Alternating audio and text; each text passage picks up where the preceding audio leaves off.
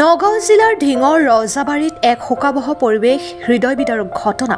একে পৰিয়ালৰ দুই সহোদৰ ভাতৃ নিহত। ৰজাবাৰী গাঁৱৰ জয়নাল আবদিন আৰু আব্দুল সুবান দুই ভাতৃ কলিয়াবৰৰ চুলুং পাইকাৰী কেঁচা চব্জি বজাৰৰ পৰা কেঁচা চব্জি লৈ বলেৰো বাহনত উজনি অসমৰ দেৰগাঁৱলৈ ৰাওনা হৈছিল। কলিয়াবৰৰ চুলুং গৈ থকা অৱস্থাত নিশা 1 বজাত তেওঁলোকৰ মালবাহী বাহনখনৰ চকা পামচাৰ হৈ পৰে। বাহনখনৰ পৰা দুই ভাতৃ নামি থকা ওচৰত যোৱা মাত্ৰ ওলোটা দিশৰ পৰা তীব্ৰবেগী মালবাহী ট্ৰাক এখনে দুই ভাতৃক মহতিয়াই থিতাতে নিহত কৰে।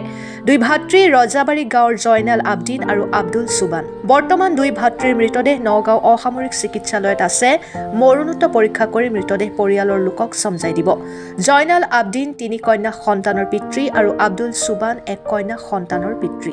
এক হৃদয় কঁপোৱা ঘটনা সংঘটিত হৈ গ'ল। পৰিয়ালটোৰ ওপৰত ঘোৰ অমানিশা নামি পৰিছে। একে পৰিয়ালৰ দুই ভাতৃ নিহত হোৱাত পৰিয়ালৰ লগতে আত্মীয়সকল দুখত ভাগি পৰিছে। সমগ্ৰ ৰজাবাৰী অঞ্চলত দুখৰ ছাঁ পৰিছে। বটদ্ৰৱাৰ পৰা ভিডিঅ' জাৰ্নেলিষ্ট মফিদুল ইছলামৰ সহযোগত মজিবুৰ ৰহমানৰ ৰিপৰ্ট, অৰুণোদয় আছাম। ভাই ককাই দুইজন আমাৰ জনামতে ইয়াৰ এজন ভাল চব্জি বেপাৰী হয়। তেওঁলোকে ইয়াৰ পৰা চব্জি কিনি পেলাই দেৰগাঁও আপাৰ অসমৰ ফালে লৈ যায়। এইটো তেওঁলোকৰ সৰুৰ পৰাই দেউতাকৰ পৰাই এইটো ব্যৱসায় আছে।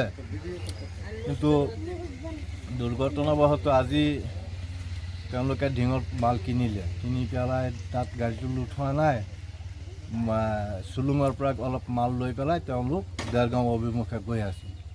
এনেতে নলতলি পাৰ হৈ তেওঁলোকৰ গাড়ীখন আপোনাৰ চকা পামচাৰ হ'ল।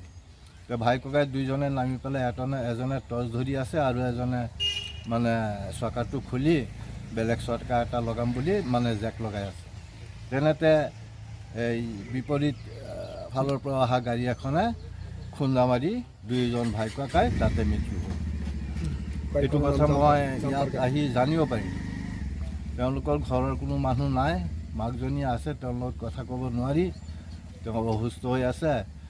ৰাজহুৱাভাৱে যিখিনি জানিলোঁ এইখিনি মোটামুটি জানিলোঁ।